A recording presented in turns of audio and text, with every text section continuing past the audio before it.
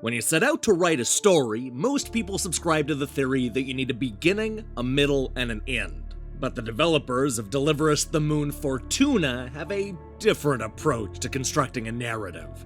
They absolutely nail the beginning and give us a truly compelling middle full of life or death struggles in outer space. But for whatever reason, they chose to ship this game without an ending.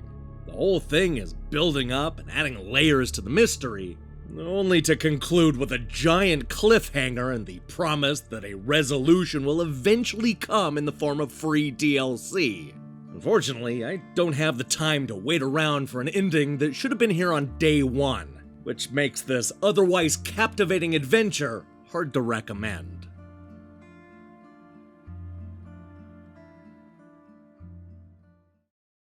Set only a few decades in the future, this is a science fiction game that deals with a dying planet.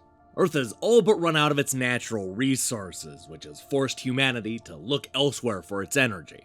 For a while, it looked like the moon was going to be our savior, since it had the type of minerals we could use to once again power Earth. But something happened, and we lost all contact with the project. Years have gone by, and a one-man mission has been ordered to reconnect the power and figure out what happened to the survivors. Deliver Us the Moon takes us every step of this amazing journey, from the takeoff to the technical problems. The story plays out as both a first and third-person adventure game with some light puzzle-solving elements sprinkled in for good measure. Our goal is to explore both the space station and the moon base in order to reboot a bunch of computers and turn the power back on.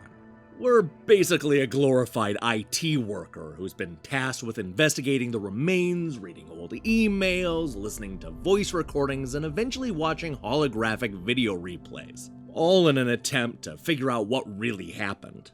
Now, it's the mystery and the exploration that helps suck me into this adventure.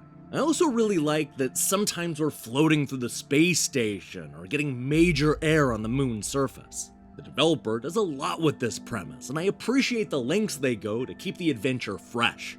Running at around 3 hours, this is a fairly brief but occasionally breathtaking adventure that I wanted to love.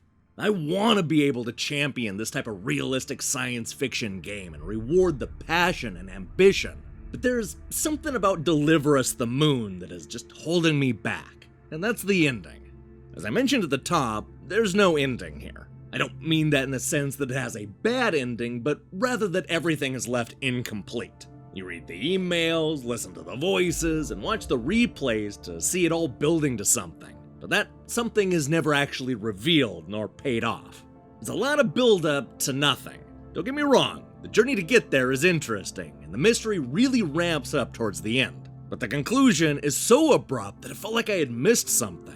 The problem is that the end undermines everything that came before it. Without a conclusion, the information we get really doesn't matter.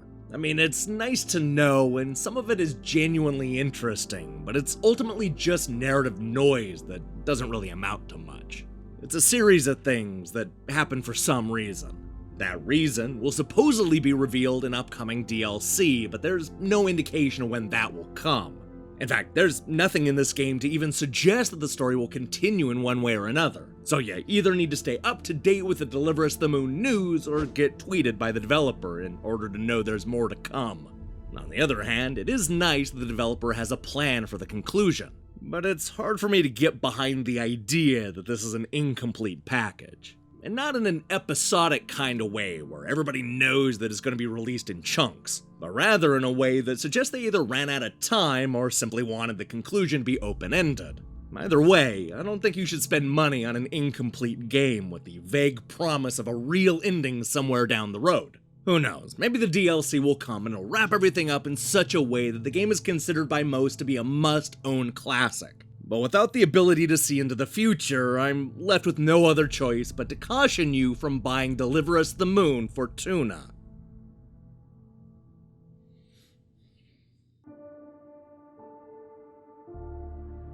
Although breathtaking at times, Deliver Us the Moon Fortuna is a compelling science fiction adventure that is completely overshadowed by an incomplete story. The game also suffers from some performance issues and overly simplistic puzzles, but all that pales in comparison to an ending that leaves us high and dry.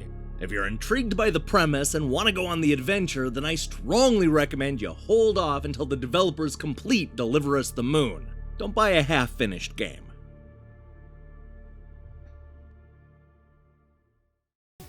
Hey, thanks for watching our review. If you liked what you saw here, then you should know that we post new reviews and features almost every day. Now, here's the question I have for you. What game has the most disappointing ending? It doesn't have to be the worst ending, just one that's really disappointing.